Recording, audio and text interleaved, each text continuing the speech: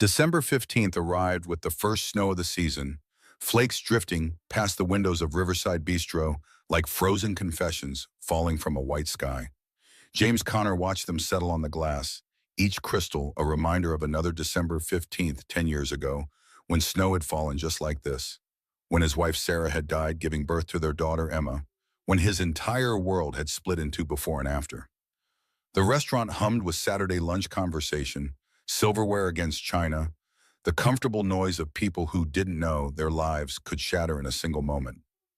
James sat across from Emma, 7 years old now, with Sarah's dark hair and his own gray eyes, watching her cut her chicken tenders into precise squares the way she always did. His chest tightened with love, so fierce it bordered on pain, and he reached across to touch her hand. She looked up, fork paused midair. "Daddy?" The words lodged somewhere between his heart and his throat. Three simple words, the most important words. But his vocal cords locked, his jaw locked. His jaw tensed, and all he managed was a smile that didn't reach his eyes. Emma smiled back, patient with his silence the way she'd learned to be, and returned to her careful cutting. She knew. She always knew. But knowing wasn't the same as hearing, and James hated himself a little more each time he failed at her. Movement caught his attention. A woman and a small girl approached the hostess stand, the mother's hand protective on her daughter's shoulder.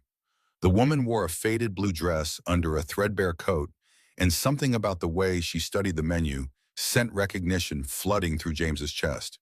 He knew that look, the careful calculation of someone counting every dollar, weighing hunger against dignity, survival against pride. Her hands trembled slightly as she held the laminated menu, and James noticed paint stains on her fingertips, faded but permanent, the kind that spoke of clay and creation rather than walls and renovation. The little girl beside her couldn't have been more than 6, blonde curls escaping from a ponytail that had seen better days. Her coat hung too large on her small frame, clearly a donation box fine, and her shoes pinched at the toes where her feet had outgrown the leather. But it was her eyes that stopped James cold. They had found Emma's plate, locked onto those golden chicken tenders with an intensity that transcended ordinary hunger. Her small hands gripped the edge of the hostess stand, knuckles white, and the raw need in that gaze made something crack open in James's carefully constructed defenses. Emma noticed too. She lowered her voice to a whisper that still carried. "Daddy, why is that little girl looking at my food?" James touched the wedding ring he still wore on his left hand, a habit from moments when the past pressed too close. "Maybe she's hungry, sweetheart." The hostess returned to the woman with a menu, speaking low enough that James couldn't hear the exchange.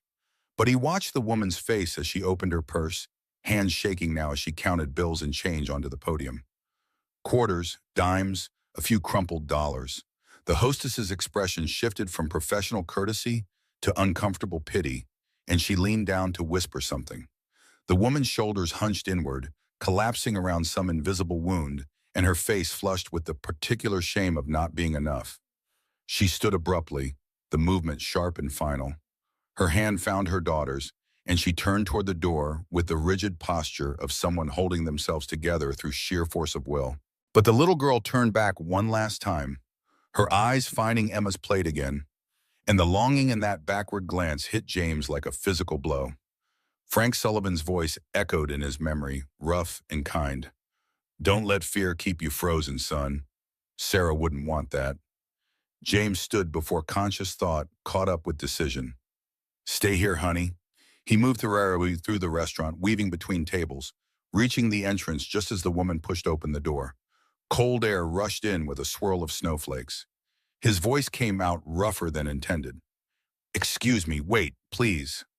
The woman froze, her back to him for a long moment before she turned.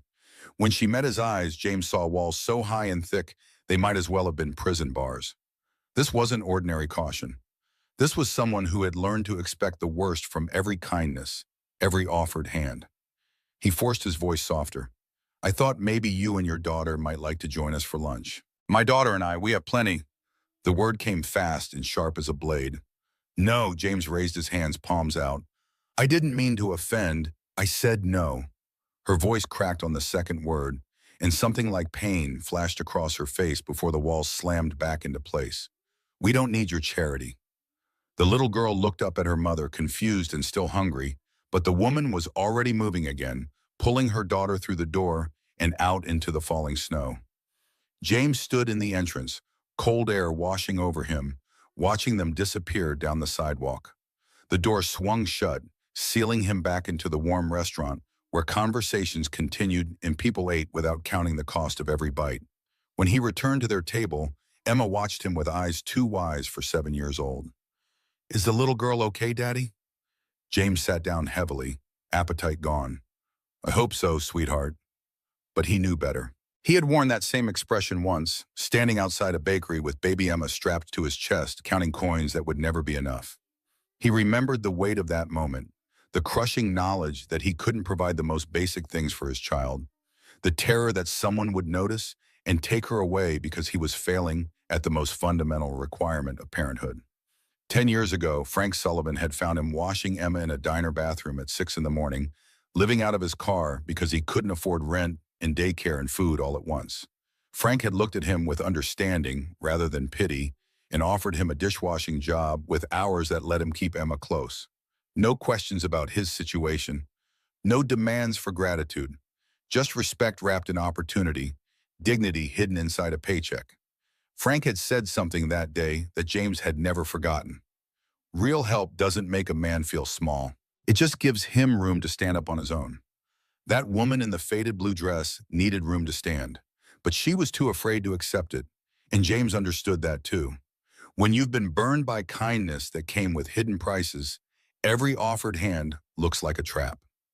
They finished lunch in relative silence, Emma stealing glances at him between bites. As they walked to the car, snow gathering on their shoulders, she tugged his hand. "Daddy, they were really hungry." James knelt to her level, snow soaking through his pants at the knees. He wanted to tell her that sometimes life was unfair, that sometimes good people suffered through no fault of their own, that the world was harder and crueler than she knew. But the words wouldn't come. They never did. So he just pulled her close, pressing his face into her hair, and hoped she could feel what he couldn't say. That night, after Emma fell asleep, James sat in his office with a tumbler of whiskey he wouldn't drink and a photo album he opened too often. Sarah smiled up at him from glossy pages, pregnant and radiant in photos taken mere weeks before that December night. They had been so happy, so unprepared for tragedy. The doctors had given him a choice he couldn't make, and when he froze, unable to speak, they had made it for him. Emma lived, Sarah didn't, and James had been trapped in that moment of paralysis ever since, unable to voice the things that mattered most. He closed the album and pulled out his laptop, typing searches he'd run 100 times before. Riverside Community Center, homeless services, family assistance programs. He volunteered at the center twice a month, serving meals and sorting donations, but he'd never found the right opportunity to truly pay forward what Frank had given him. Frank had died 2 years ago from a heart attack, collapsing behind the register of his diner on a Tuesday morning. His last words to James, spoken the week before at their final lunch together, still echoed. "Don't waste your life being afraid to feel things. That's not living. That's just existing." James had promised to do better. He hadn't kept that promise. But maybe that woman in the blue dress was his chance. He searched for hours, cross-referencing donation records from the community center with school registrations in the area, looking for any thread that might lead him back to her. It was invasive, probably crossing ethical lines, but desperation made people reckless. Finally, he found a possibility. A community center director mentioned in a local news article about art therapy programs for homeless families, saying they had a regular visitor who brought her daughter to the park next door every afternoon. Riverside Park, 2 blocks from Emma's school. James closed his laptop and stared out his office window at the snow still falling in the darkness. Tomorrow was Sunday, but Monday would bring a new chance, a patient approach. No pressure, no demands, just presence. The way Frank had offered him quiet dignity 10 years ago, James could offer this woman the same thing, if she'd let him. The weekend crawled past with torturous slowness. Sunday brought more snow and a restlessness James couldn't shake. Emma noticed, asking 3 times if he was okay, and each time he nodded and failed to say what he was feeling. They built a snowman in the backyard, Emma's laughter bright against the white landscape, and James tried to be present in the moment instead of already living in Monday's uncertainty. That evening, Emma brought him a drawing she'd made. Two stick figures holding hands, one small and one large, with a yellow sun overhead. She had written in careful letters, "Daddy and me." James stared at it, throat closing around words that wouldn't come. Emma waited, patient and expectant, and he knew what she wanted to hear. Three simple words. But his jaw locked, his chest tightened, and all he could do was pull her into a hug and hope she understood. She hugged him back, her small arms fierce around his neck. "It's okay, Daddy. I know you do." The fact that she had to know instead of hear made James want to put his fist through the wall. But Emma pulled back, smiling, and kissed his cheek before running off to brush her teeth. James sat alone with her drawing, that crude representation of their incomplete family, and made himself a promise. He would learn to speak again. Somehow, for Emma, for himself, for the man Frank had believed he could be. Monday morning arrived with clear skies and bitter cold, the kind of December chill that made breath visible and skin ache. James dropped Emma at school, then drove to Riverside Park instead of his office. The park was nearly empty, just a few joggers and dog walkers braving the cold. He parked and walked to a bench with a clear view of the playground, far enough away to not be threatening but close enough to notice, and waited. An hour passed. 2. James answered emails on his phone, made calls to clients, managed his business from a frozen park bench like some kind of corporate stalker. He knew how it looked, knew if anyone asked what he was doing, he'd have no good answer. But something Frank had taught him refused to let go. When you see someone who needs help and you have the means to give it, you don't walk away just because it's uncomfortable. At 11:30, they appeared. The woman and her daughter walked into the park from the south entrance. The little girl bundled in that too large coat, the woman carrying a plastic grocery bag. They moved to a spot near the creek that ran through the park's center, a small stretch of ground sheltered by bare trees. The woman spread a thin blanket on the frozen ground, and the little girl sat down immediately, pulling something from the bag. James stayed where he was, far enough away to not intrude. He watched them for 15 minutes, saw the easy affection between mother and daughter, the way the woman smoothed her daughter's hair, and the girl leaned into her touch. They were doing something together, hands moving in tandem, but James couldn't make out what from this distance. He came back Tuesday. Same time, same bench. The woman noticed him this time, her body stiffening when she spotted him across the park. She kept herself between James and her daughter, protective and wary, but didn't leave. Progress, maybe. Or just determination not to be driven from their spot. Wednesday, he brought Emma after school. They sat on his usual bench, and Emma immediately spotted the other little girl across the park. "Daddy, that's her, from the restaurant." James put a hand on Emma's shoulder. "I know, sweetheart, but we're going to stay here and give them space, okay? Sometimes people need time before they're ready for help." Emma frowned but nodded, swinging her legs under the bench. 20 minutes later, though, curiosity won. She hopped down and ran toward the playground, ignoring James's call. He stood to follow, but Emma wasn't heading for the swings. She was heading for the creek, where the woman and her daughter sat with their hands covered in mud. James's heart hammered as he approached, slow and careful, keeping his distance. Close enough now, he finally saw what they were doing. Sculpting. The little girl had created a small figurine, crude but recognizable as a person, and the woman was helping her add details. More figurines sat on the blanket beside them, a whole collection of mud sculptures drying in the cold air. Emma crouched down a few feet away, watching with fascination. "What are you making?" The little girl looked at her mother for permission before answering. "People. Mama's teaching me."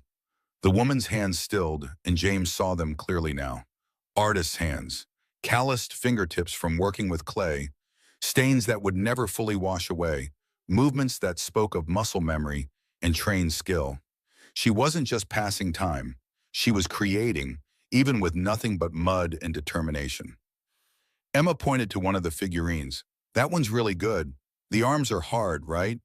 The little girl nodded enthusiastically. "The arms always break." Emma dug into her coat pocket and pulled out a stick she'd collected earlier. "You could use this. Make the arms stronger inside before you add the mud around it." The little girl's face lit up. She looked at her mother again, and this time the woman's expression had shifted slightly, walls lowering just a fraction. She nodded, and her daughter took the stick from Emma, immediately applying it to her next sculpture. James stayed back, giving them space, but the woman's eyes found his. They stared at each other across 10 feet of frozen ground, and he saw her recalculating, reassessing. His daughter was kind. That meant something.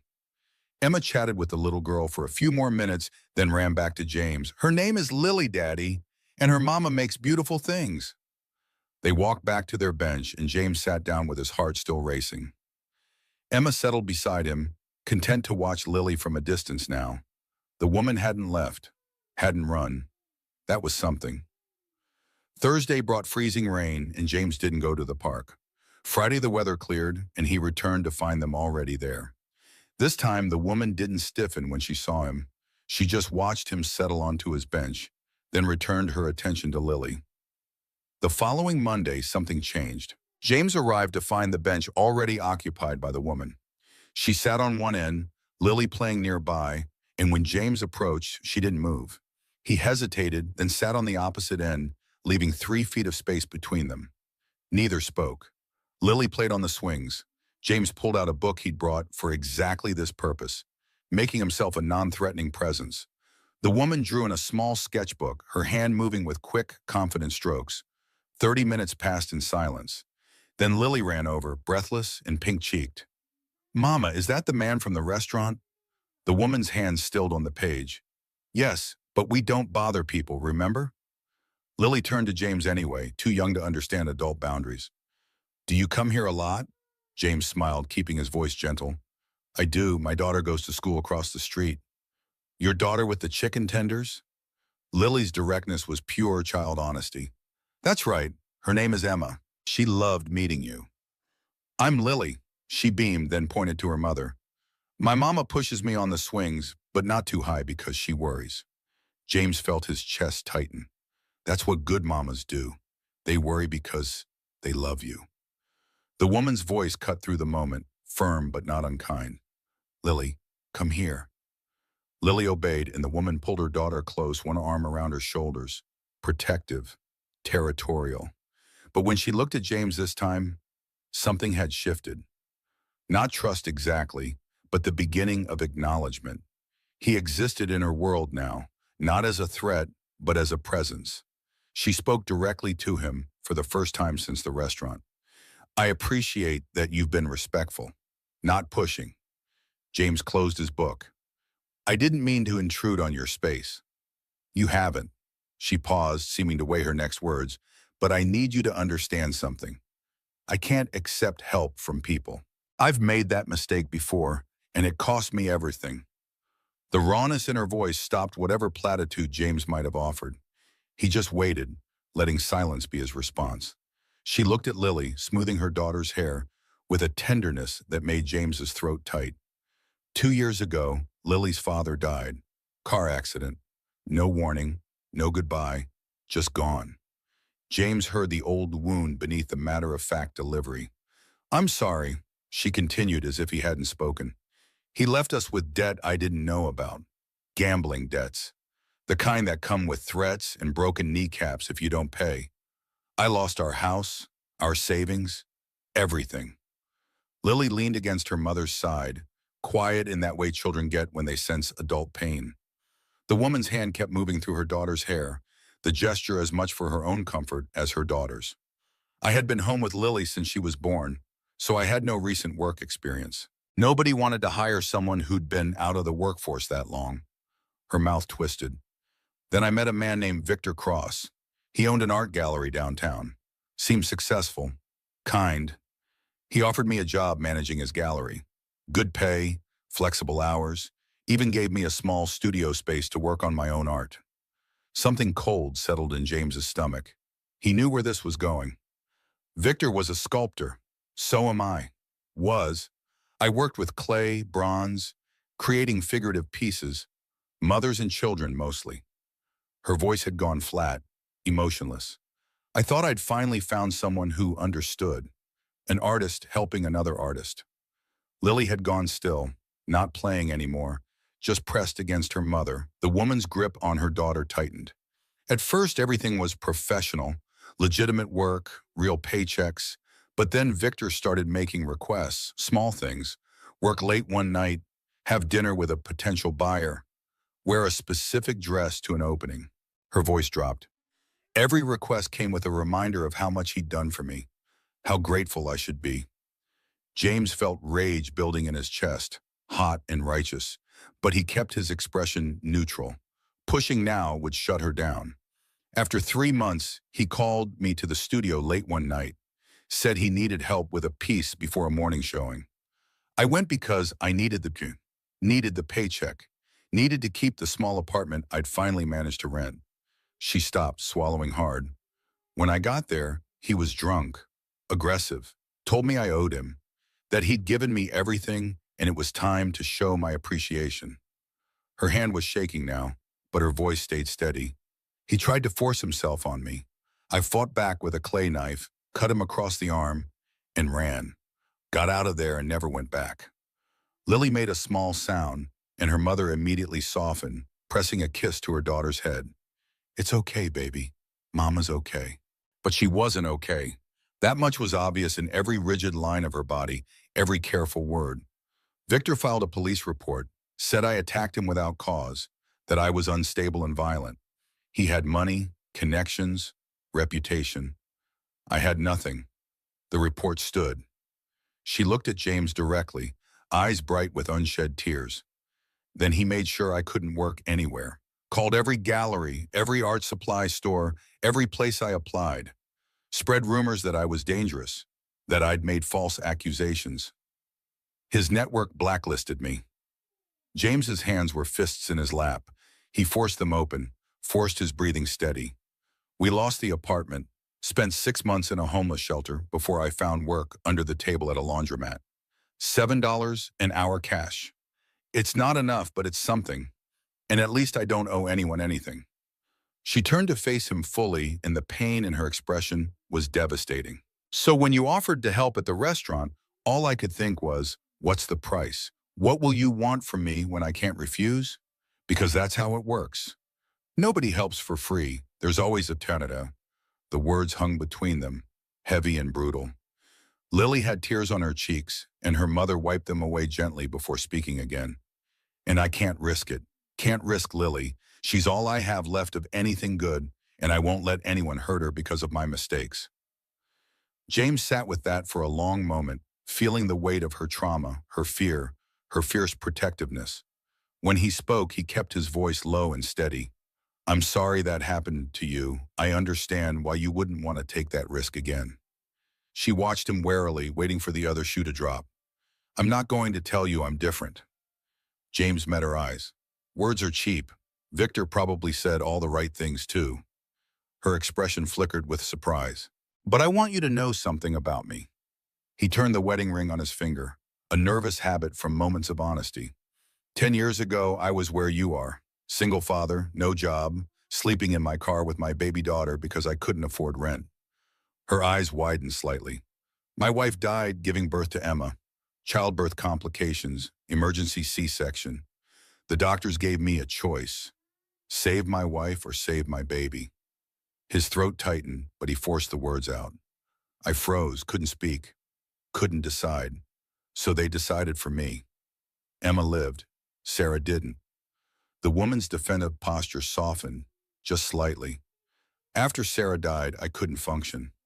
Lost my chum, lost our apartment, ended up living in my car with a newborn, terrified every single day that someone would see us and take Emma away because I was failing her. The memory still had teeth. I was where you are, desperate, afraid, broken. Lily had stopped crying, listening with the intense focus children bring to adult confessions. A restaurant owner named Frank Sullivan found me washing Emma in his diner bathroom at 6 in the morning. He didn't call social services. He didn't offer charity. He gave me a dishwashing job with fair wages and hours that let me keep Emma with me. Treated me like a man capable of building his own future, not a charity case. The woman's hands had stilled on Lily's hair. Frank died 2 years ago, but before he did, he told me something I've never forgotten. He said, "Real help doesn't make a man small. It just gives him room to stand up on his own." James paused. Then he said, "When you're in a position to help someone else, do it. Not because you want something back, because it's the right thing to do. That's how you pay me back." The woman was crying now, silent tears tracking down her cheeks. "How do I know you're not just better at the game than Victor?" "You don't." James didn't look away. "You can't know. Trust has to be built through actions, not words. So I'm not asking you to trust me now." "Then what are you asking?" "I'm asking you to consider the possibility that there might be another way. A way forward that doesn't involve being trapped or owned or owing anyone anything."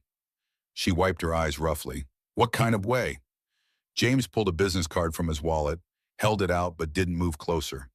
"I own a consulting firm, Connor Design. We help businesses rebuild after they've failed, turn around struggling companies, redesign their operations, give them a second chance." She stared at the card but didn't take it. "I need someone for administrative work, scheduling, client correspondence, managing files. It's real work with real responsibilities." He set the card on the bench between them. "But I also noticed your hands. You're an artist." Her breath caught. "Sometimes we need design concepts for client presentations. Sketches, visual mock-ups, three-dimensional models. If you have that skill, it could be part of the job." He stood slowly, giving her space. "I'm offering you an interview, not charity. You'd have to earn the position by being good at it. But if you are, then it's just employment, a contract, a paycheck, nothing more." She was shaking her head, but her eyes had locked onto that business card. "Why would you do this?" "Because Frank did it for me." James said it simply. "Because I remember what it feels like to be one bad day away from losing everything. Because Lily deserves more than counting pennies, and you deserve to not have to do it." He started to walk away, then turned back. "Frank told me something else before he died. He said, 'Don't let fear keep you frozen, son. That's not living. That's just existing.'" James looked at the woman directly, hoping she could hear what he was really saying. "I'm still learning what that means. Maybe you are too." He left the card on the bench and walked away, heart pounding harder than any business deal had ever made it. This felt more important, more real. Behind him he heard nothing, but he didn't look back. She needed time, space, the dignity of making her own choice without pressure. 3 days passed with no call. James went about his business, managing clients, reviewing proposals, sitting through meetings. But his mind kept returning to that bench, to the woman whose name he still didn't know, to Lily's bright smile and her mother's guarded eyes. On the 4th day, his office phone rang. The receptionist's voice came through the intercom. "Mr. Connor, there's a Rachel Morrison on line 2. She says you met at the park." James's hand was shaking as he picked up the phone. "This is James Connor." "Mr. Connor, this is Rachel Morrison. We met at the park." Her voice was formal, careful. "I'd like to schedule an interview if the position is still available." Relief flooded through him so strongly he had to sit down. "It is. When would work for you?" They settled on Monday morning, 10 o'clock. Rachel thanked him and hung up quickly, as if afraid she might change her mind if she stayed on the line too long. James sat at his desk for a long time after, staring at nothing. Frank's voice echoed in his memory. "When you see someone who needs help, don't walk away just because it's uncomfortable." He hadn't walked away, and neither had she. Monday morning, Rachel arrived 15 minutes early. James watched through his office window as she approached the building, Lily in tow. Rachel wore a carefully pressed dress that had seen better days, and she carried a folder that he assumed held her resume. Her hair was pulled back severely, every gesture tight with nervous energy. The receptionist buzzed him. "Mr. Connor, Miss Morrison is here." "Send her in." Rachel appeared in his doorway, Lily holding her hand. Up close, James could see the exhaustion in Rachel's face, the weight she carried in her shoulders. But her eyes were sharp, intelligent, assessing everything. "Mr. Connor, thank you for seeing me." She gestured to Lily. "I'm sorry, I couldn't find childcare on short notice. If you'd prefer to reschedule..." "It's fine," James smiled at Lily. "Hi, Lily. Do you remember Emma?" Lily nodded shyly. James pointed to a corner of his office where he kept toys for the occasional times Emma visited. There are some books and puzzles over there if you'd like to play while your mom and I talk. Lily looked at Rachel for permission, received a nod, and went to explore. Rachel watched her daughter settle before turning her full attention to James, and he saw her shift into professional mode, walls up but determination showing through. Please sit, James gestured to the chair across from his desk. Rachel sat, folder in her lap, hands gripping it tightly. I brought my resume. It's not very current, but let's start with something else. James leaned forward. Tell me about your art. What did you create? The question clearly surprised her. Her hands loosened slightly on the folder. I worked in clay primarily, figurative sculpture. I tried to capture, she paused, searching for words, connection, the unspoken things between people. Mostly I focused on mothers and children, the physical intimacy of that bond. Her hands moved as she talked, muscle memory taking over. James watched those artist hands shape invisible forms in the air, and something in his chest tightened. I had a small gallery showing 2 years ago, 12 pieces, bronze and clay. They sold out the first night. Pride crept into her voice before she caught herself. That was before everything fell apart. Do you have photos? A portfolio? Her face fell. Victor destroyed everything. My sculptures, my molds, my photographs, all of it. Yet James absorbed that violence, that targeted destruction of someone's life work. Then tell me about a piece you'd create if you could. Right now, anything you wanted. Rachel's eyes went distant, seeing something only she could envision. There's a sculpture I've been dreaming about for 2 years. A woman emerging from a cracked shell. Not like a bird, more like breaking through ice. Her hands are reaching up toward light, and there's a child below her, already free, pulling her up. What's it called? Rebirth. She said it without hesitation, and James heard longing in that single word. That's extraordinary. He meant it. Now let's talk about the practical stuff. Have you worked with scheduling software, client databases? They spent the next 30 minutes going through standard interview questions. Rachel answered thoughtfully, her intelligence evident despite the employment gaps. She had worked as a gallery manager before Lily was born, managed budgets and client relationships, organized exhibitions. The skills were transferable. James pulled out a work sample he'd prepared. Here's a realistic scenario. 5 clients need meetings this week. These are their availability windows and geographic locations. Schedule them efficiently. Rachel studied the paper, borrowed his pen, and worked through the problem with quick, methodical precision. She finished in under 10 minutes with a solution that was better than the one James's last assistant had produced. This is good. James set the paper aside. Very good. Rachel's shoulders relaxed incrementally. I need to be honest with you about something. James folded his hands on his desk. This isn't just an administrative position. We do occasionally need design work for client presentations, visual concepts, sometimes 3-dimensional mock-ups. If you're interested, that could be part of your responsibilities. You want me to create again? Her voice was barely a whisper. If you want to, no pressure. But we have a small studio space on the 3rd floor that's not being used. Basic supplies, good light. It's yours if you want it. Tears gathered in Rachel's eyes. Why would you give me that? Because artists need space to create, and because you deserve to have your voice back. James pulled out a contract he'd drawn up the night before. Here's what I'm offering. $45,000 a year, 3-month probationary period during which either of us can terminate with 1 week's notice. After probation, it becomes permanent with full benefits, including health insurance. Rachel's hands shook as she took the contract. Take it home. Read it carefully. Maybe have someone look it over. There's no hidden clauses, no obligations beyond doing good work. But I want you to feel safe before you sign anything. She scanned the first page, eyes moving rapidly, and James saw her checking for traps, for loopholes, for the places where predators hide their true intentions. After several minutes, she looked up. This is very fair. It's meant to be. James kept his voice level. I pay employees what they're worth and treat them with respect. In return, I expect quality work and honesty. That's the extent of it. She studied him for a long moment, searching for deception.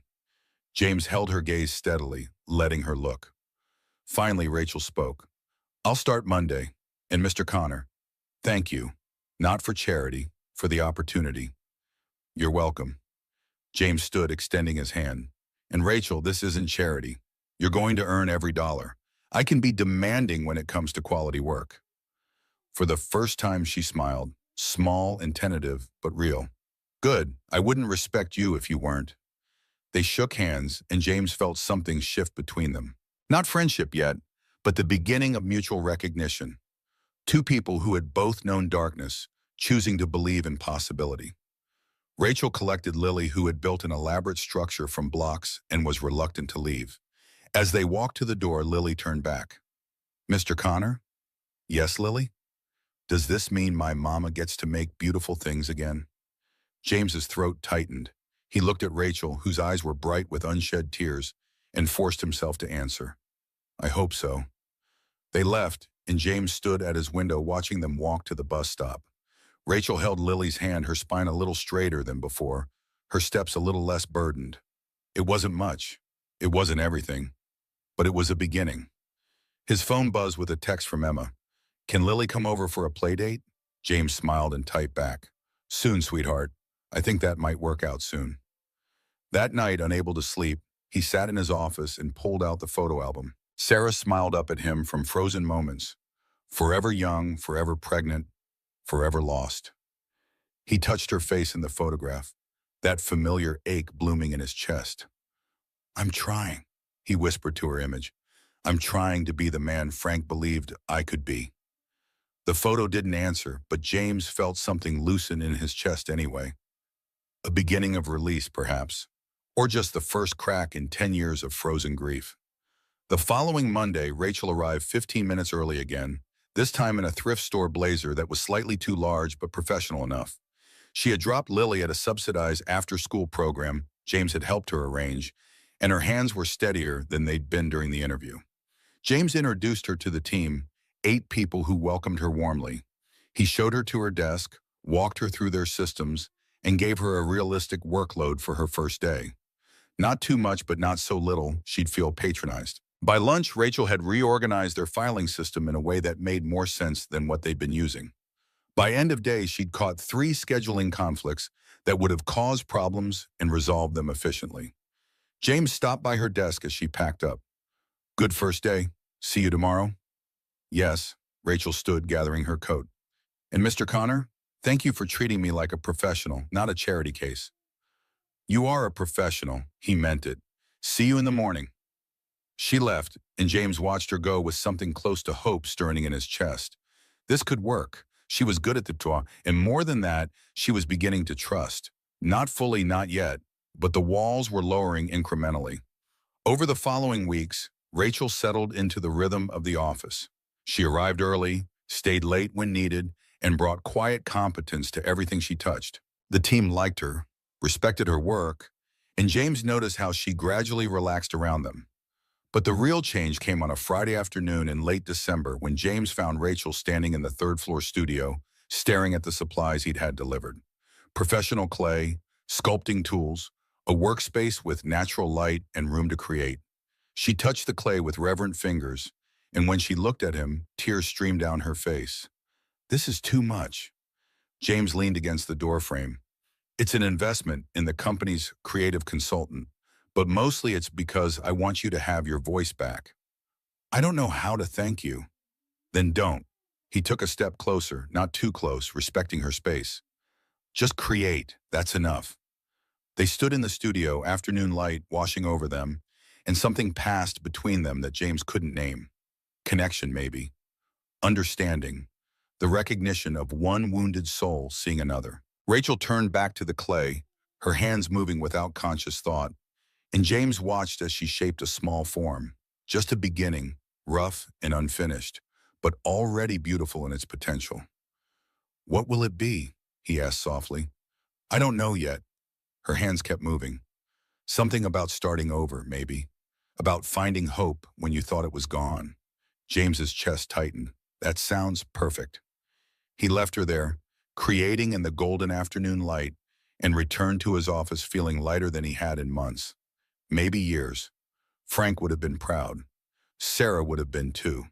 That evening, his phone rang as he was packing to leave. Unknown number. He answered anyway. James Connor. Heavy breathing on the other end, then a voice smooth as poison. Mr. Connor, my name is Victor Cross. I believe you recently hired someone who works for me. James's blood ran cold. Worked for you, past tense. Semantics. Victor's voice dripped false courtesy. I'm calling as a professional courtesy to warn you. Rachel Morrison is unstable, dangerous. She attacked me with a weapon and has made several false accusations. I have documentation, if you'd like to see it. I know what happened. James kept his voice level. And I know exactly who you are. Silence on the other end, calculating. Then you're making a mistake, Mr. Connor. A costly one. Rachel has a pattern of manipulating kind-hearted employers and then turning on them when they don't give her what she wants. I tried to help her. She tried to destroy me. We're done here. Wait, Victor's voice sharpened. I'm trying to save you from making a terrible mistake. That woman is poison. She'll ruin your business, your reputation, everything. I'm offering you a chance to cut ties before she hurts you too. James's grip on the phone tightened. Victor, I'm going to say this once. Rachel Morrison is an exceptional employee and a talented artist. She's also a survivor of your assault and harassment. I know what you did to her. I know about the false police report. I know about the blacklist. You know nothing. I know enough. James's voice went cold. And I know that if you come near her, if you contact her, if you so much as breathe in her direction, I will make it my personal mission to expose every allegation against you. Because Rachel isn't your only victim, is she? The silence that followed was thick with rage. You're making a very dangerous enemy, Mr. Connor. No, you made an enemy the moment you hurt someone I care about. James ended the call before Victor could respond. His hands were shaking. He sat down heavily, heart racing, and tried to breathe through the adrenaline. Victor knew where Rachel worked. Victor was already positioning himself to destroy her again. James pulled up Rachel's number, but his thumb hovered over the call button. It was nearly 7 at night. She was probably home with Lily, maybe finally relaxing, maybe for the first time in months feeling safe. Calling her now would shatter that fragile peace. Tomorrow, he'd tell her tomorrow.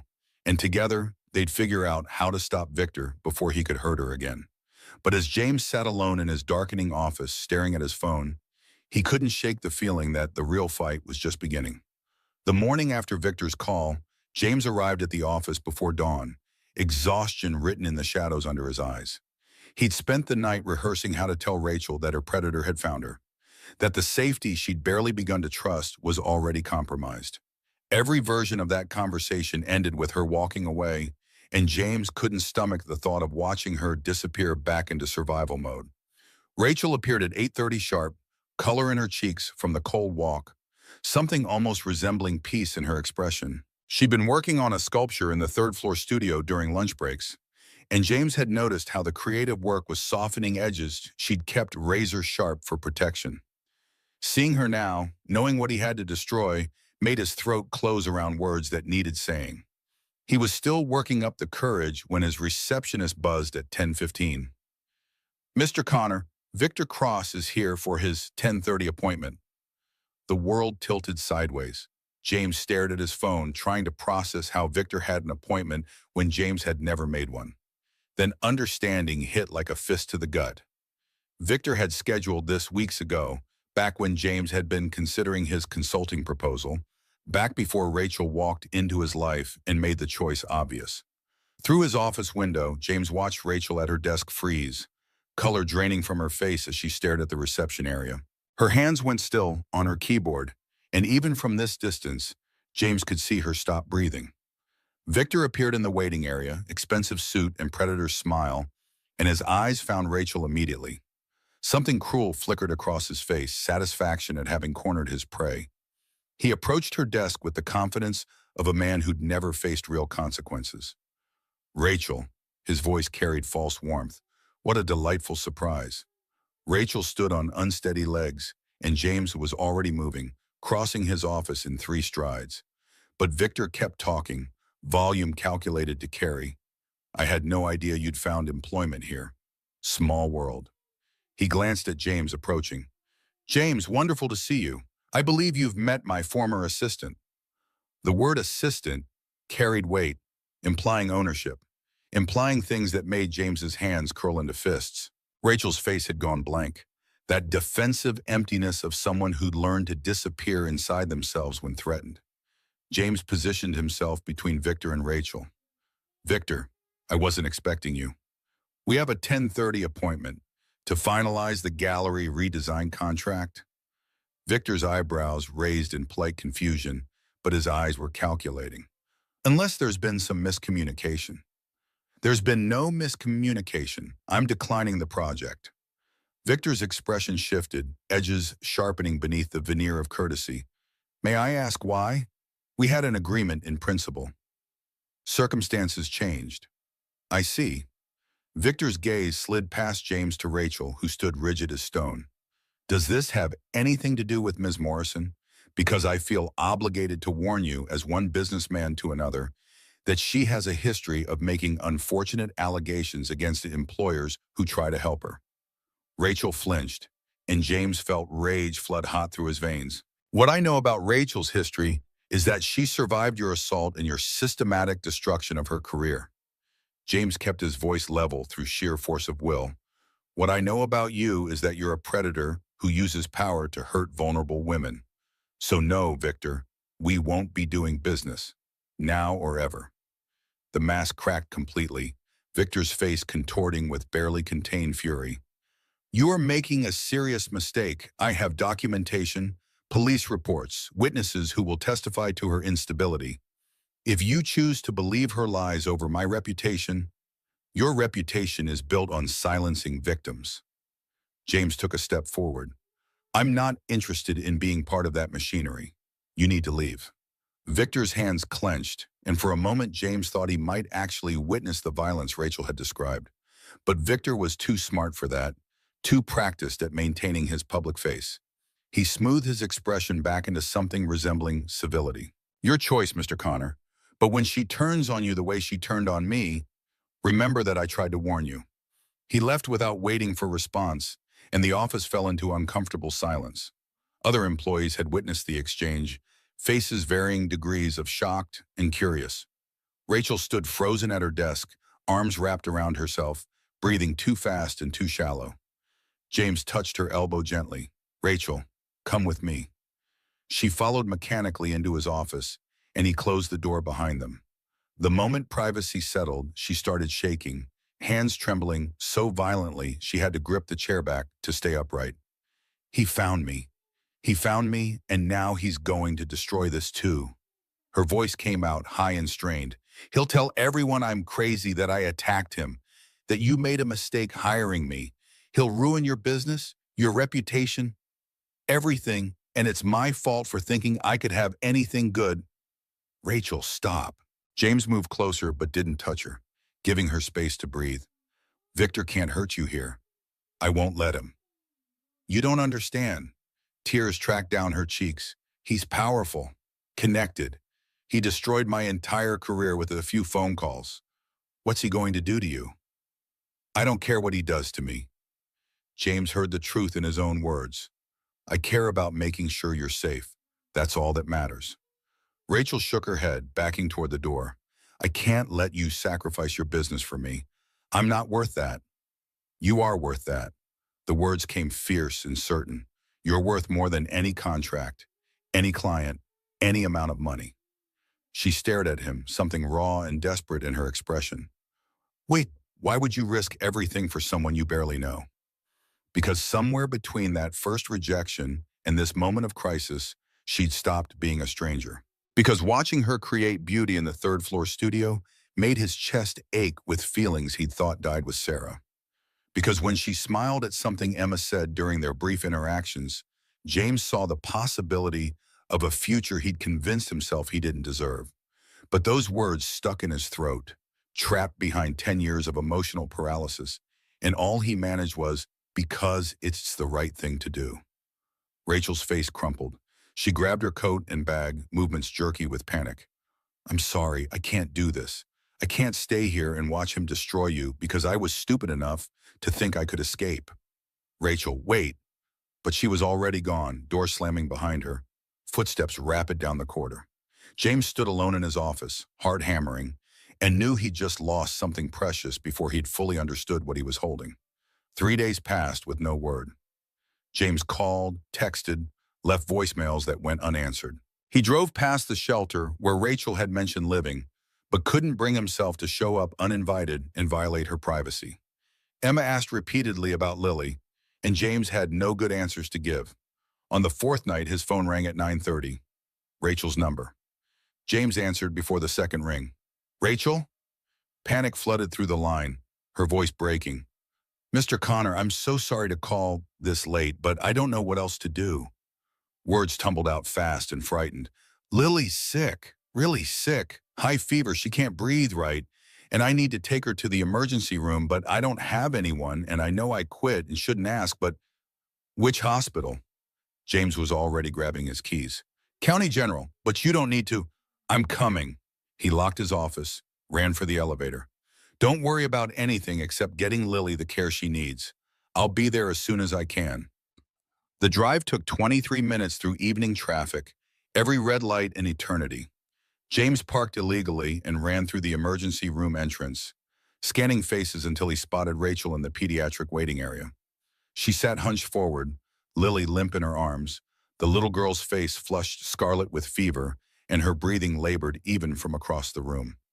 Rachel looked up as he approached, and the relief that washed over her features made something in James's chest crack open. She'd called him. After everything, in her moment of greatest fear, she'd reached out to him. He sat beside them, close but not touching. How is she? They think pneumonia. Rachel's voice shook. They want to admit her, run tests, start IV antibiotics. She's been coughing for days, but I thought it was just a cold, and I didn't have money for a doctor, and now, her voice broke. Now she can't breathe, and it's my fault. This isn't your fault. James kept his voice steady, an anchor in her storm. You're getting her help. That's what matters. Rachel's eyes were red and swollen. They asked about insurance. I don't have insurance. I don't know how I'm going to pay for this. Let me worry about that. No, sharp and immediate. I can't let you do that. That's exactly what I can't do. A nurse appeared, calling Lily's name. Rachel stood with her daughter, and James followed them back to the examination area without asking permission. The nurse took Lily's vitals, pulse ox reading dangerously low, and a doctor arrived within minutes to examine the struggling child. Definitely pneumonia. The doctor's expression was serious. We need to get her admitted, start oxygen and IV antibiotics immediately. Rachel's hands shook as she signed consent forms, and when the financial counselor appeared asking about payment arrangements, she opened her mouth, but nothing came out. James stood and pulled the counselor aside, speaking low and quick. Send all bills directly to me. James Connor, I'll provide my information at the desk. Before the counselor could respond, he added, and I'm not a relative, just covering the costs. Rachel Morrison maintains all medical decision-making authority. Is that clear? The counselor nodded and left, and when James returned to Rachel's side, she was staring at him with tears streaming down her face. Why are you doing this? They admitted Lily to pediatric intensive care, hooking her to monitors and oxygen, starting antibiotics that dripped through an IV in her small arm. The little girl was too sick to be scared, just lay in the bed breathing hard while Rachel held her hand and tried not to fall apart. James pulled a chair beside Rachel's. Neither spoke for a long time, just sat in the sterile room, listening to monitors beep and Lily's labored breathing. Around midnight, Rachel's voice came soft and broken. 3 months ago, I was washing other people's underwear for $7 an hour, living in a shelter with mold on the walls and Lily coughing every night. She didn't look at him, just stared at their joined hands on Lily's blanket. I thought that was my life now, that I'd destroyed any chance at something better. James waited, letting her find her words. Then you showed up at that restaurant, and you kept showing up, even when I was cruel, even when I made it clear I didn't want your help. A tear dripped onto the blanket. Nobody had been that patient with me in so long. Nobody had treated me like I was worth the effort. You were always worth the effort. Rachel turned to face him, and the vulnerability in her eyes was devastating. When Victor showed up at your office, I panicked. Thought it was happening again. Thought you'd believe him over me, or fire me to avoid the drama, or ask me to leave before I contaminated your business with my problems. Instead, I told him to go to hell. Instead, you chose me. Fresh tears fell. You rejected a $150,000 contract because of me. Nobody's ever done that. Nobody's ever put me first. James wanted to tell her that she deserved to be put first, that any decent human being would make the same choice, that walking away from Victor was the easiest decision he had ever made. But the words tangled in his throat, blocked by a decade of being unable to voice what mattered most. So instead, he reached over and took her hand, threading their fingers together. Rachel stared at their joined hands like she'd never seen such a thing before, then gripped tight enough to hurt. They sat like that for hours, holding hands while Lily struggled to breathe and machines monitored every heartbeat. Around 3 in the morning, Rachel's head dropped onto James's shoulder, exhaustion finally overwhelming fear. He sat very still, barely daring to breathe, feeling the weight of her trust like something sacred and fragile. Dawn filtered through hospital windows in shades of gray and pink. Lily's fever finally broke around 6, her breathing easing as the antibiotics began to work. She opened her eyes, saw her mother, and managed a weak smile. "Hi, Mama." Rachel burst into tears, pressing her forehead to Lily's hand. "Hi, baby. You scared me so much." Lily's gaze drifted past her mother, finding James in the chair beside them. "Mr. Connor came?" "Yes, sweetheart. He came to make sure you were okay." "That's nice of him." Lily's eyes were already drifting closed again, pulled under by medication and exhaustion. "He's good people, Mama." Rachel looked at James over her daughter's sleeping form, and something passed between them that had no words. Understanding, maybe. Recognition of the moment they'd just survived together. The knowledge that something fundamental had shifted. "Thank you." Rachel's voice was hoarse from crying. "Not just for the hospital bill, for showing up, for staying, for proving that maybe I was wrong to think everyone was like Victor." James's throat was too tight to speak, so he just squeezed her hand. Rachel squeezed back, and they sat in the growing light, watching Lily breathe easier, both of them exhausted and relieved and changed. Over the next 3 days, Lily recovered quickly under the careful attention of hospital staff. Rachel barely left her daughter's side, and James brought her meals and changes of clothes, sat with her during the long evening hours when fear crept back in. Emma visited twice, bringing drawings and stuffed animals, sitting on Lily's bed and making her laugh despite the oxygen tubes. The second evening, while the girls watched a movie together, Rachel and James stood in the hallway drinking terrible coffee from the vending machine. Rachel had showered that morning for the first time in days, borrowed clothes from a donation box, and looked marginally less destroyed. The shelter called. She stared into her coffee cup. "There's a mold problem. Buildings being evacuated for repairs. Minimum 2 weeks. They're trying to place people in other shelters, but with Lily just getting out of the hospital." She trailed off, the implications clear. James didn't hesitate. "I have a guest house. 2 bedrooms, fully furnished. You and Lily can stay there until you find something permanent." Rachel's walls started going up immediately. "James, I can't. It's sitting empty, has been for months." He kept his voice matter of fact, giving her room to preserve dignity. "Lily needs to recover in a clean, stable environment. This isn't charity, it's just practical. Everything with you is practical."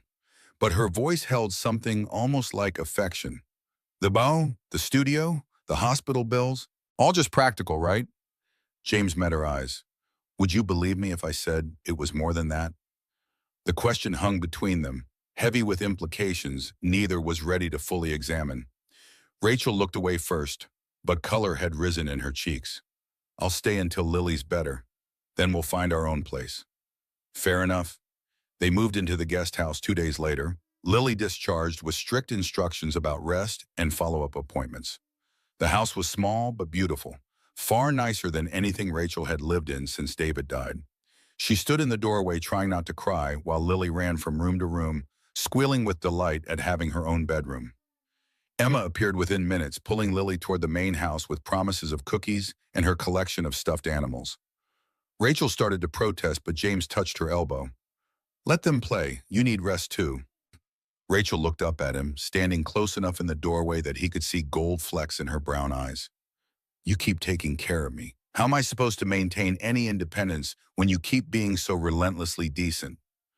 Maybe independence is overrated. James's voice came out rougher than intended. Maybe asking for help is its own kind of strength. Is that what Frank taught you? That's what you're teaching me. The words slipped out before James could stop them. Vulnerable and honest, and Rachel's breath caught. They stood in the doorway, snow beginning to fall again beyond the porch, and the air between them felt charged with possibility. Then Emma's laugh rang out from the main house, breaking the moment. Rachel stepped back, walls flickering up briefly before she forced them down again. I should go make sure Lily doesn't destroy your home. Our home, James corrected softly, for as long as you need it. That evening, Rachel and Lily joined them for dinner in the main house. James cooked pasta while Emma set the table with exaggerated care, determined to make their guests feel welcome. Lily was still weak but improving, eating slowly and leaning against her mother between bites. The conversation flowed easier than James expected, Emma chattering about school and Lily adding quiet observations, Rachel gradually relaxing into the domestic normalcy. After dinner, the girls disappeared to Emma's room, and Rachel insisted on helping with dishes. They worked side by side at the sink, Rachel washing while James dried, and the silence between them felt comfortable rather than awkward. Rachel's hands moved efficiently through soapy water, and James found himself watching the way light caught on soap bubbles, the way Rachel's profile softened when she smiled at something from the other room. Can I ask you something? Rachel didn't look at him, kept her focus on the plate she was scrubbing. Anything. Why can't you say certain things? Emma mentioned once that you have trouble with... She trailed off, searching for diplomatic phrasing. With words that matter. James set down the dish towel, leaning against the counter. With feelings, especially the important ones. Rachel finally looked at him, curiosity and compassion mixing in her expression. When Sarah was dying, the doctors gave me a choice. Save her or save Emma. The memory still had teeth after 10 years. And I froze, opened my mouth and nothing came out. I couldn't speak, couldn't decide, just stood there like a coward while my wife died. James, that's not cowardice. That's trauma. Maybe, but ever since, whenever I try to say something that really matters, my throat closes up. The words just stop. He looked away, shame burning hot. Emma asked me 2 months ago if I loved her, and I couldn't answer, couldn't say the 3 words she needed to hear. What kind of father does that make me? Rachel set down the plate she'd been washing, dried her hands, and turned to face him fully. The kind who shows his daughter every single day through his actions. Emma knows you love her, James. She doesn't need the words. But she deserves them. His voice cracked. And I can't give them to her. Can't give them to anyone. Rachel took a step closer, and James found himself holding his breath. Maybe you're being too hard on yourself. Maybe speaking through actions instead of words isn't failure. Maybe it's just a different language. She was close enough now that he could smell her shampoo, something floral and clean, could see the exhaustion still lingering around her eyes from days of hospital vigil. His hand moved without conscious decision, reaching up to brush a strand of hair from her face. Rachel didn't flinch, didn't pull away, just looked up at him with something achingly vulnerable in her expression. I care about you. The words came out hoarse but clear, and James felt simultaneously relieved and terrified at having said them. I know it's too soon. I know you're not ready, but I need you to know that this isn't just about helping someone in need. It's more than that. Rachel's eyes shimmered with tears. James, you don't have to say anything back. I'm not asking for anything. He dropped his hand, giving her space. I just needed you to hear it. Rachel reached up and took his hand before he could fully withdraw it, holding it between both of hers. Nobody's been that honest with me in so long. Thank you. From Emma's room came a burst of laughter, both girls giggling over something only children found hilarious. The moment broke gently, reality reasserting itself. But when Rachel let go of his hand, her smile was real and warm. I should get Lily home. She needs rest. Of course. They collected Lily, who protested leaving, but was clearly exhausted. Rachel carried her daughter to the guest house, and James stood on his porch watching them go, watching the lights come on in the small house, watching Rachel's silhouette in the window as she put Lily to bed. Emma appeared at his elbow. "Daddy, do you like Miss Rachel?" James looked down at his daughter, at her knowing smile and wise eyes. "Yes, sweetheart, I do." Like her, or just regular like her? Like her. Admitting it felt both terrifying and freeing. Emma hugged his waist. "Good, I like her too, and Lily should be my sister." James wrapped his arms around his daughter, pressing his face into her hair.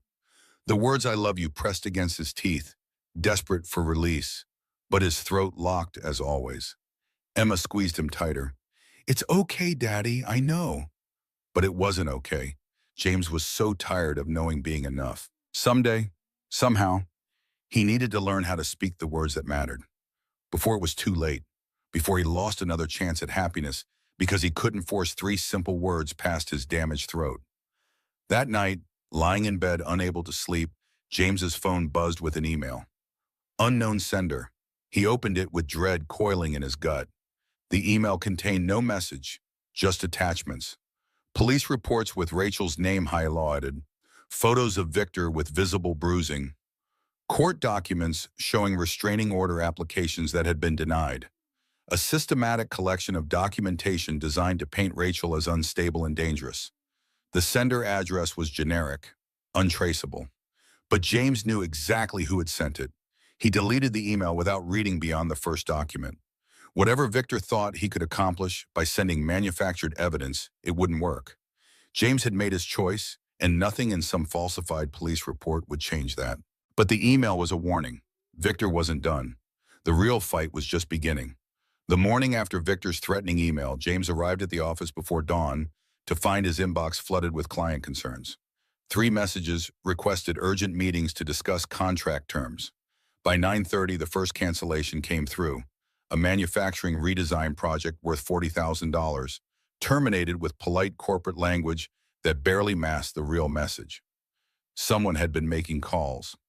The second cancellation arrived before lunch. A retail chain that had committed to a 6-month consultation suddenly discovered budget constraints and shifting priorities. James recognized the pattern. Victor was using his network systematically, poisoning every professional relationship James had spent years building. Rachel appeared in his doorway at 1 o'clock, reading the tension in his posture. "How many?" 3 confirmed cancellations. 2 more clients asking questions about our hiring practices and company stability. James closed his laptop with controlled force. "Victor's executing exactly what he promised, destroying my business the way he destroyed your career." "This is my fault." Rachel's voice went hollow. "I brought this into your company. Cost you clients, reputation, revenue." "Stop." James stood and moved around the desk. "Victor is costing me business, not you. He's the one making threatening calls and spreading lies. You're just guilty of surviving his assault." Rachel's hands twisted together, old defensive habits surfacing. "But if I hadn't taken this job, if I'd just stayed invisible, then you'd still be washing underwear for $7 an hour while your daughter coughed in a moldy shelter." James kept his voice steady. "And Victor would still be hurting women. The only difference is nobody would be fighting back." Something shifted in Rachel's expression, walls giving way to steel. "Then let me help you fight him. I know his tactics, his connections, how he manipulates people. I spent 2 years watching him destroy lives. Let me use that knowledge. What are you proposing?" Rachel's spine straightened with decision. "Victor's power comes from isolation. He keeps victims separated, ashamed, silent. If we can find the other women and convince them to stand together." She paused, gauging his reaction. "Multiple victims with corroborating stories. That's not he said, she said anymore. That's a pattern." James saw the warrior emerging through survivors' caution. They'd have to go public, face scrutiny, judgment, Victor's retaliation. "I'll go first." No hesitation. "I'll be the one who stands up publicly. Show them it's possible to speak and survive." The thought of Rachel exposing herself to public attack made James's chest tighten with protective fury. But treating her like something fragile that needed shielding would insult everything she'd fought to become. If you do this, Victor will come at you with everything he has. It could get brutal. It's already brutal. Rachel's voice carried certainty. At least this way I'm fighting instead of hiding. James pulled his lawyer's business card from his desk. Call her. Sarah Hutchins specializes in harassment cases. Tell her everything. Let her guide you through the legal process properly. Rachel took the card, fingers brushing his in a contact that sent familiar electricity through his arm. They'd been living in careful proximity for 3 weeks now, sharing dinners and conversation, dancing around attraction that sparked whenever they touched. But neither had pushed beyond that moment at the sink, both aware of Rachel's healing and James's limitations. Thank you for believing me enough to let me do this. James wanted to say that belief had nothing to do with it, that he'd seen her courage from that first day at the park, that watching her transform from terrified to fierce made him feel things he'd thought died with Sarah. But his throat locked around the confession, so he just squeezed her hand. The next afternoon, Rachel met Amy Chen at a coffee shop on the city's north side. James stayed behind despite every instinct screaming to accompany her. This conversation needed to happen between survivors without his male presence complicating dynamics. Rachel returned 3 hours later with tear-stained cheeks and blazing determination. She found James in his office reviewing damage control strategies for hemorrhaging clients. Amy's been documenting everything for 5 months. Rachel's voice shook with emotion. Photos of bruises, text messages where Victor explicitly demands sexual favors, recordings of him threatening her job if she didn't show appreciation. Well, she's been gathering evidence because she knew nobody would believe her word against his. Will she testify? Yes, and she found another victim. Jennifer Park worked for Victor 4 years ago. Same pattern, kindness into coercion into assault. He forced her out and blacklisted her exactly like he did to me. Rachel sat down heavily. There are probably dozens more. Women too scared to come forward because they watched what happened to me. 3 victims with corroborating stories. That's enough to establish pattern. James pulled up his lawyer's number. Sarah Hutchins can file formal complaints with the DA and civil suits simultaneously. Put legal pressure on Victor from multiple angles.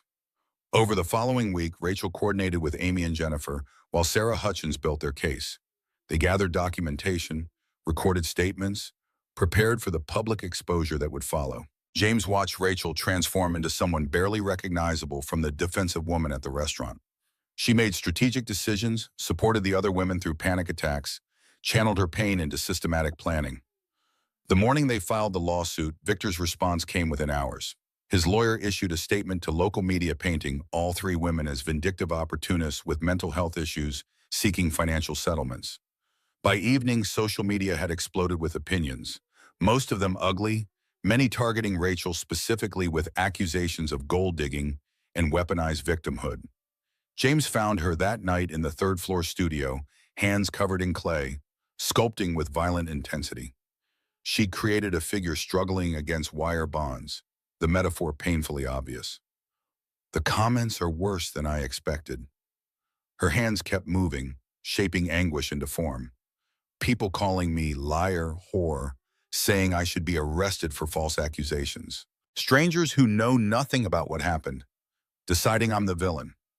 James wanted to track down every hateful commenter and force them to understand what Rachel had survived, what courage speaking required.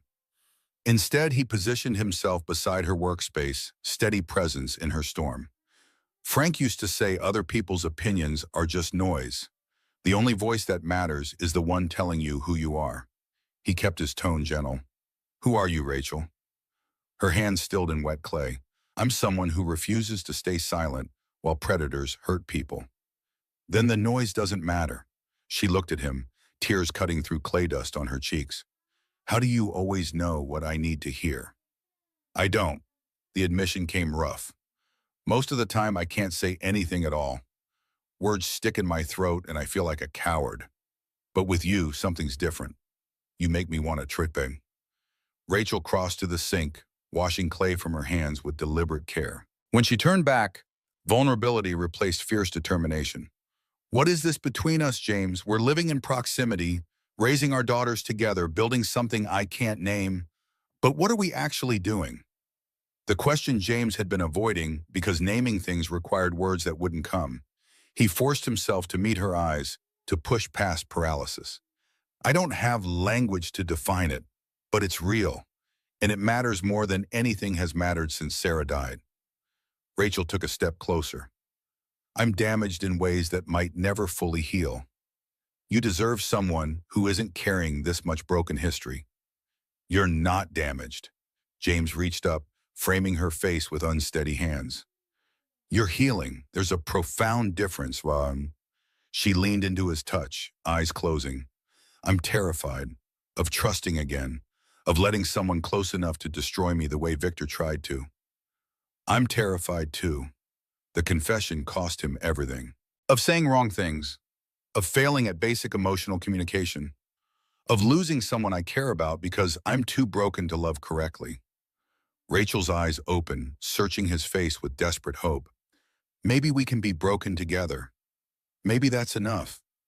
James kissed her then, tentative and careful, giving her every opportunity to pull away. Rachel kissed back with intensity that stole his breath. When they finally separated, both shaking, James rested his forehead against hers.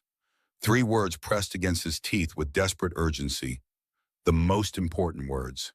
But his throat locked, his jaw tensed, and the paralysis held firm.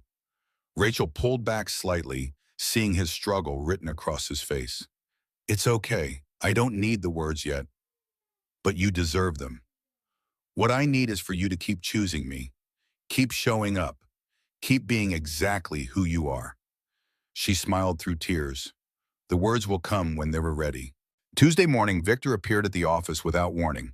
James was reviewing quarterly projections when Rachel's voice came through the inner room, strained with barely controlled panic. Mr. Connor, Victor Cross is in reception. Security says he's refusing to leave. James moved immediately, finding Victor in the waiting area with face mottled red and gestures aggressive. Rachel stood behind her desk, visibly shaking but holding her ground. Other employees had stopped working, watching the confrontation unfold with varying degrees of shock and morbid curiosity. You can't go back there. Rachel's voice stayed level despite trembling hands. Get out of my way, you vindictive. That's enough, James's voice cut through like a blade. Victor spun to face him, fury naked and dangerous in his expression. You orchestrated this. Turned her against me, helped to fabricate accusations, destroyed my reputation for some delusional hero fantasy. I didn't turn Rachel against you. You managed that perfectly when you assaulted her. James positioned himself between Victor and Rachel, every protective instinct screaming. She's lying. They're all lying. Victor's volume rose, drawing attention from neighboring offices. I offered them careers, treated them professionally, and this is how they repay kindness? With false accusations and lawsuits designed to extort settlements? Amy Chen appeared from the stairwell on cue exactly as planned. She'd been waiting in a conference room with Sarah Hutchins and a police officer. Insurance against precisely this scenario. Amy held up her phone with recording app active and visible. I'm not lying, Victor. I have video of you cornering me in the storage room. Audio recordings of you threatening termination if I didn't provide sexual favors. Text messages where you explicitly demand I show gratitude for employment. Victor's face drained of color. You can't use those. That's illegal recording without consent. Sarah Hutchins stepped forward with lawyer's calm precision. Actually, it's completely legal in this state. Single-party consent laws mean Amy had every right to document workplace harassment. Victor looked between Amy, Rachel, the lawyer, and the uniformed officer with dawning understanding. He'd walked directly into a trap, and his carefully constructed defenses were disintegrating in real time. This is an ambush. This is accountability. Rachel's voice carried across reception with strength James had never heard from her. You spent years hurting vulnerable women and using power to silence us. But we're not silent anymore. We're not isolated. And your power was always an illusion. The police officer moved forward with practiced authority. Mr. Cross, we have questions regarding multiple harassment complaints filed with the district attorney. You can answer them here or accompany us to the station. Victor's composure shattered completely. He lunged toward Rachel with hands reaching and face twisted in rage. James intercepted his trajectory with body and momentum, shoving Victor backward before he could make contact. Security guards materialized instantly, restraining Victor before he could attempt another assault. You'll regret this, all of you. Victor struggled against restraining hands, all pretense of civility abandoned. I have lawyers, connections, resources. You have nothing. Rachel's voice cut through his threats with devastating calm. You only ever had power because we were afraid. But fear loses its grip when you face it directly. The officer read Victor his rights while security escorted him from the building. In the aftermath, the office fell into shocked silence. Rachel stood behind her desk with hands gripping the edge to stop their shaking, face pale but eyes blazing with fierce triumph. James wanted to pull her into his arms and hold her until the trembling stopped. Instead, he just stood beside her, steady presence, letting her own this moment of victory without diminishing it with protective gestures. I did it. Rachel's voice barely qualified as a whisper. I looked him in the face and didn't back down. You were extraordinary. The trial happened with surprising speed. Victor's lawyer tried arguing consent and misunderstanding, but Amy's recordings were devastating. Her phone captured Victor explicitly demanding sexual favors in exchange for continued employment. Jennifer's testimony corroborated the pattern. Rachel's hospital records from a panic attack after the assault provided medical documentation. The jury deliberated 4 hours. Guilty on 3 counts of sexual harassment and 1 count of attempted sexual assault. The judge's sentencing was uncompromising. 18 months in prison, 5 years probation after release, mandatory registration as a sex offender, and restraining orders prohibiting contact with all 3 victims. Standing outside the courthouse after sentencing, Rachel read a prepared statement to assembled media. Her voice stayed steady, carrying across the courthouse steps with conviction that came from surviving hell and refusing to stay silent. This verdict isn't just about one predator facing consequences. It's about survivors learning our voices matter, about refusing to let fear and shame silence truth. She paused, meeting cameras directly. If my story helps even one person find courage to speak up, then every brutal moment was worth surviving. James watched her address reporters with the confidence of someone who'd discovered her own strength, and pride swelled so fierce in his chest he struggled to breathe. This was the woman he loved, not the frightened shell from the restaurant, not the defensive employee from her first day, but this fierce warrior who'd transformed pain into power and refused to let trauma define her limits. That night, they celebrated quietly at home. Emma and Lily had convinced them to order pizza and marathon Disney movies, and the 4 of them sprawled across the living room floor, surrounded by cushions and blankets. Halfway through the second film, both girls fell asleep tangled together, and James carried Emma to her room while Rachel settled Lily in the guest house. When Rachel returned, James had poured wine and stood on the back porch watching March snowfall. Winter's last gasp before spring arrived for real.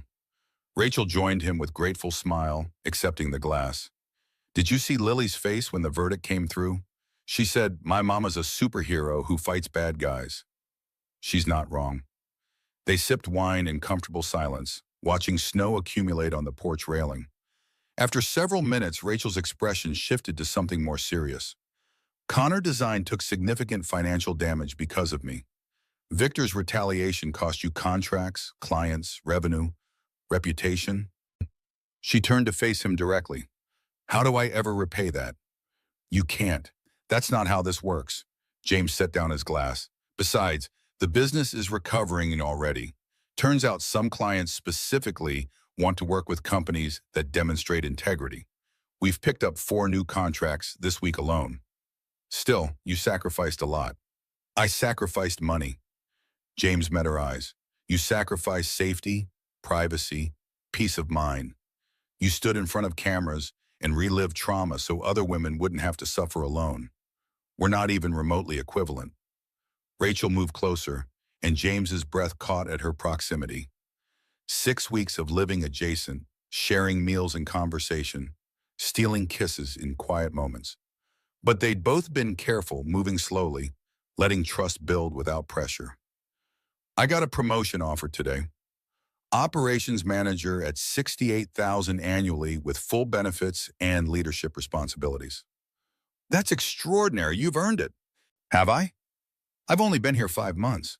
You revolutionized our systems, caught critical scheduling errors, handled crisis situations with grace, and demonstrated leadership under impossible pressure. James smiled. You've earned it 20 times over.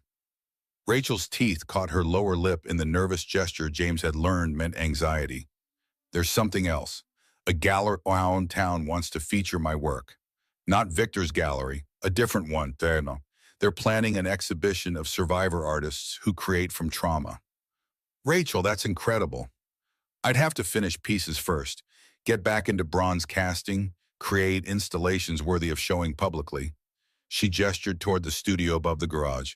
It would take months of dedicated work. Then we make space for that, whatever you need. Rachel's eyes shimmered in porch light. Why do you keep doing this? Creating opportunities, making space for my dreams, treating me like I'm worth investing in? James set down his wine and took both her hands, committing to honesty despite his damaged throat.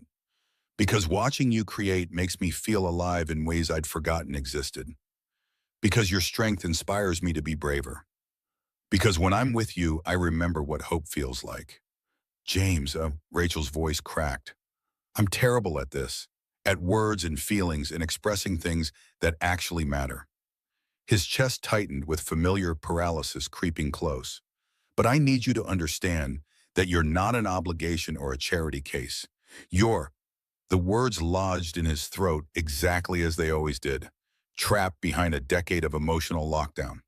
He tried again, jaw working, nothing emerging. Frustration burned hot and helpless in his chest. Rachel touched his face with infinite gentleness. Show me instead. You don't need words. James pulled her close and kissed her with everything he couldn't articulate. All the fear and hope and desperate affection poured into the contact, and Rachel kissed back with matching intensity. When they finally separated, both breathing hard, James rested his forehead against hers. I hate this, being unable to say what matters most, failing at the simplest emotional communication. You're not failing. Rachel's fingers traced his jaw. You show me every day through actions. That's its own language. Someday I want to actually say it. Then we'll work towards someday, together. The months that followed brought healing in accumulated layers. Rachel accepted the promotion and proved herself exceptional at leadership, managing teams with the same fierce competence she'd shown fighting Victor. She spent evenings in the studio creating pieces for the gallery show, bronze figures emerging from chaos, breaking through barriers, reaching toward light that had seemed unreachable. Emma and Lily became the sisters neither had been born with, but both deserved. They did homework sprawled across the living room floor, built elaborate blanket forts, choreographed dance routines to pop songs. Having Lily around softened something in Emma, brought out nurturing instincts, and James marveled at his daughter's capacity for love. One evening in early June, James found himself alone with Emma while Rachel took Lily to a follow-up pediatrician appointment. They sat at the kitchen table working through multiplication problems, and Emma suddenly set down her pencil with 7-year-old directness. Daddy, are you going to marry Miss Rachel? The question caught James completely off guard. Would you want me to? Obviously, then Lily would be my real sister instead of just my best friend, and we could all be a family forever. Emma's enthusiasm was pure and uncomplicated. Plus, Miss Rachel makes you smile more. You were really sad for a long time before she came. James's throat tightened. I didn't realize you noticed. I always noticed. Emma's voice went soft with wisdom beyond her years. After Mama died, you stopped laughing. You did all the parent things, but you seemed far away. With Miss Rachel, you are here again. The observation hit harder than expected. James had believed he'd been present for Emma, that his actions compensated for emotional distance. But children perceived more than adults gave them credit for. Do you think Mama would be okay with me loving someone else? Emma didn't hesitate. Mama would want you to be happy. That's what love does. It wants the other person to be happy, even if you can't be there yourself. The wisdom in those words, spoken by a child who'd never known her mother, made James's chest ache. When did you become so smart? I've always been smart. You just notice more now. Emma grinned and returned to her homework, leaving James to process the truth his daughter had delivered so casually. That night, sleepless and restless, James went to his office and pulled out the photo album he'd avoided for months. Sarah smiled up at him from frozen moments, forever young and hopeful. He studied her face, searching for permission or accusation, finding only the truth Emma had stated so simply. Sarah would have wanted him to be happy. Behind Sarah's favorite photograph, the one taken at their last anniversary dinner, James found the envelope. His fingers trembled as he pulled it free, seeing his name in Sarah's careful handwriting. The envelope was sealed, edges yellowed with age, and James had no memory of her placing this here. Inside, a letter on hospital stationery. Sarah's handwriting, written during one of her final hospital stays before the emergency that killed her. James's hands shook so violently he could barely read the words. My dearest James, if you're reading this, I'm gone, and I'm so sorry for leaving you and Emma. But I need you to know something vitally important. This isn't your fault. Whatever choice was made, whatever happened in that delivery room, it is not your fault. I know you, my love. I know you'll torture yourself with what-ifs and blame yourself for not being able to decide. But you gave me 7 beautiful years and our daughter. That's more than enough. Now I need you to do something for me, something essential. Live, really live. Not just exist, not just survive. Live. Fall in love again. Yes, I mean it. Find someone who makes you laugh, who sees you completely and loves you anyway. Someone who understands your silences and doesn't need you to be perfect. I know that terrifies you. I know you'll feel guilty, but loving someone new doesn't mean you loved me less. It means you learned from our love how to love it all. That's a gift, not a betrayal. Tell her you love her. Say it out loud. Don't assume she knows. Words matter, James. I know they're hard for you, but try. She'll need to hear them. And when you find her, when you love her, be happy. That's how you honor me, not by staying frozen in grief, but by living fully. By showing Emma that love doesn't end with loss, it just transforms. Be happy, my love. For me, for Emma, for yourself. You deserve joy. Don't let fear convince you otherwise. All my love, always. Sarah. James read the letter 3 times, tears streaming down his face and dripping onto the pages. 10 years of guilt and paralysis, and Sarah had left him permission to heal. More than permission. Instructions. Be happy. Love again. Live fully. The words he'd been unable to give himself, Sarah had provided from beyond death. He sat at his desk until dawn broke, holding that letter and letting a decade of frozen grief finally thaw. Sarah had loved him enough to give him freedom. The least he could do was honor that gift by actually living. Morning light filtered through his office windows when James finally moved. He walked to the guest house and knocked on the door, letter still clutched in his hand. Rachel answered in pajamas with hair tousled from sleep, and concern flashed across her face when she saw his expression. What's wrong? I found a letter. From Sarah. She wrote it before she died. James held out the pages with shaking hands. She gave me permission to move forward, to love again, to be happy. Rachel read carefully, tears gathering in her eyes. When she finished, she looked up at him with understanding and compassion written across every feature. She loved you so much. She told me to be happy, to find someone new, to not feel guilty about moving forward. James took Rachel's hands. I've been carrying guilt for 10 years, guilt for not being able to decide, for surviving when she didn't, for wanting to move forward while she stayed frozen in the past. But Sarah was giving me permission all along. What changed? Everything. You changed everything. James pulled her closer. For 10 years, I thought healing meant forgetting. But you taught me that healing means integrating loss and choosing joy anyway. That surviving trauma doesn't require staying trapped in it. Rachel's hands came up to frame his face. James, are you saying, I love you? The words came rough but clear, breaking through a decade of paralysis. I love you, Rachel Morrison. I love your courage and your art and the way you make impossible things feel achievable. I love how you parent Lily and how patient you are with Emma and how you've taught me to be brave enough to try. Rachel was crying now, and James realized he was too. He kept talking, words pouring out like a broken dam releasing pressure. I love watching you create beauty from pain. I love your fierce determination and your soft heart and the way you make me want to be better. I love you, and I'm done being afraid to say it out loud. Rachel kissed him with intensity that stole his breath, salt from their mixed tears flavoring the contact. When she pulled back, her smile was radiant. I love you too, so much it terrifies me. But maybe being scared is worth it when the person you love is worth the risk. Marry me, James said it simply, no hesitation or doubt. Not because you need rescuing or because it's practical. Because I want to build a life with you. Because Lily should be Emma's sister legally, and you should be my wife, and we should stop pretending we're not already a family in everything but name. Rachel laughed through tears. That's the worst proposal I've ever heard. Is that a yes? Of course it's a yes, you impossible man. Yes, I'll marry you. They stood on the guest house porch as dawn broke over the snow-dusted yard, holding each other and laughing and planning futures neither had dared imagine a year ago. Inside, Lily would be waking soon.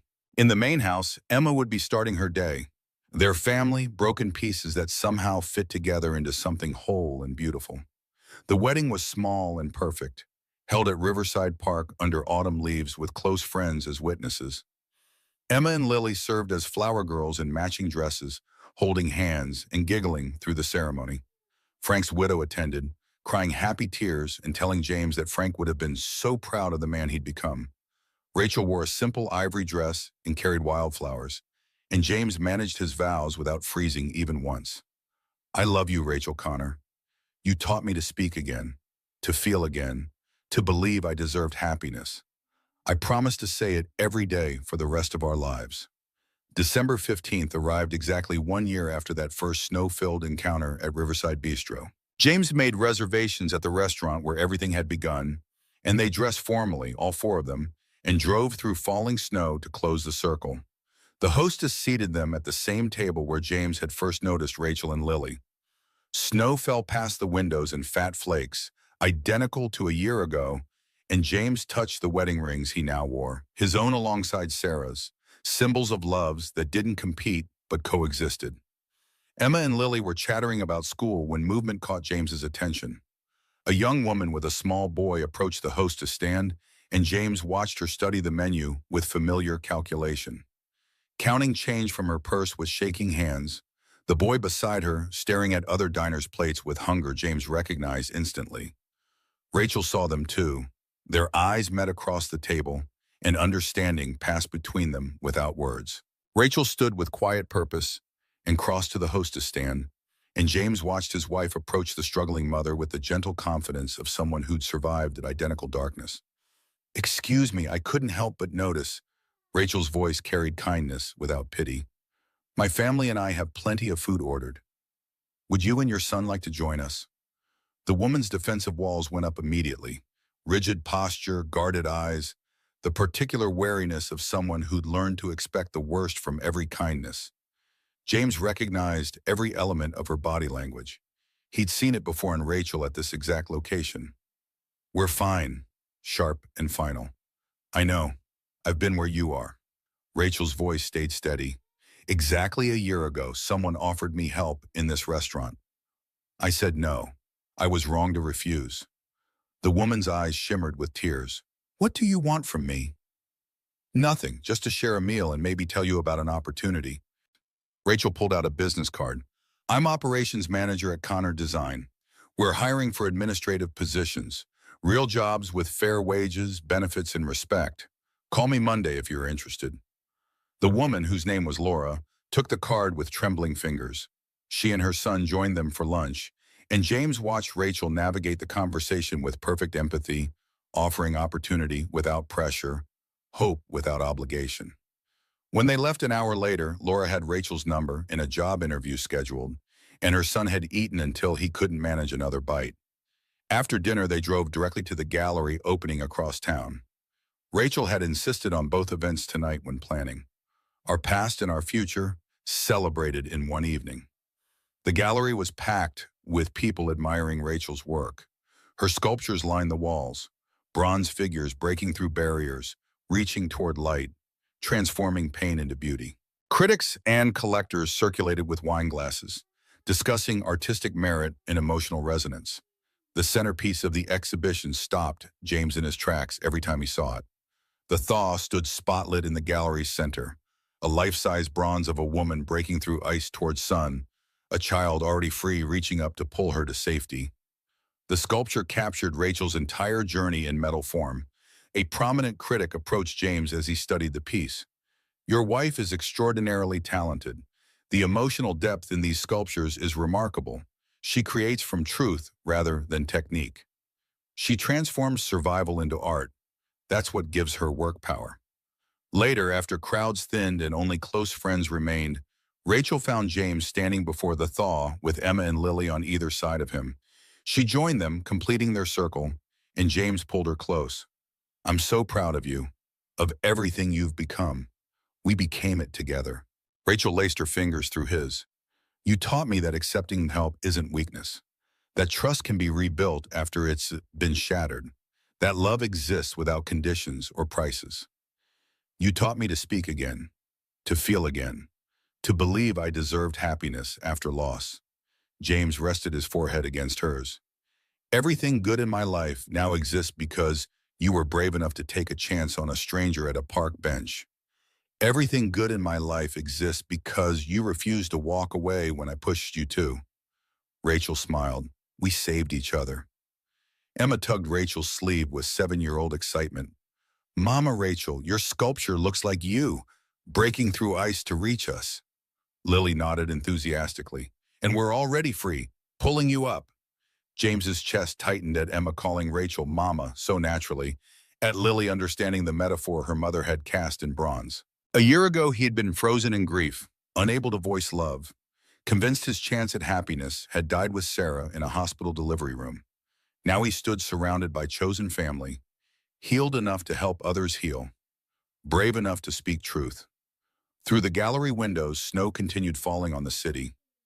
Winter returning as it always did, but James no longer feared the cold.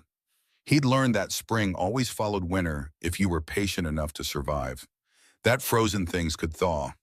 That endings held beginnings if you were brave enough to look for them. Frank's legacy continued through him, through Rachel, through every person they helped moving forward. Sarah's final gift had been permission to love again, and James had honored that gift by building something beautiful from loss. The circle was complete, and the ripple continued spreading outward, touching lives and changing stories with each act of courage passed forward. James gathered his family close, breathing in this moment of perfect contentment. Emma and Lily pressed against their sides, Rachel warm in his arms, surrounded by sculptures that proved beauty could emerge from breaking. The thaw stood behind them, bronze woman reaching toward light she'd thought lost forever. Art imitating life, life imitating hope. Outside, snow fell on the city where a year ago James had watched a hungry child stare at a plate of food and decided not to look away. That choice changed everything, not just for him, but for Rachel, for their daughters, for Laura and her son, for every person who would receive the gift they'd been given and pass it forward in turn. Love multiplied when given freely. Kindness created more kindness. And sometimes when you stood in winter believing spring would never come, all you needed was one person brave enough to offer warmth without conditions. That's how frozen things finally thawed.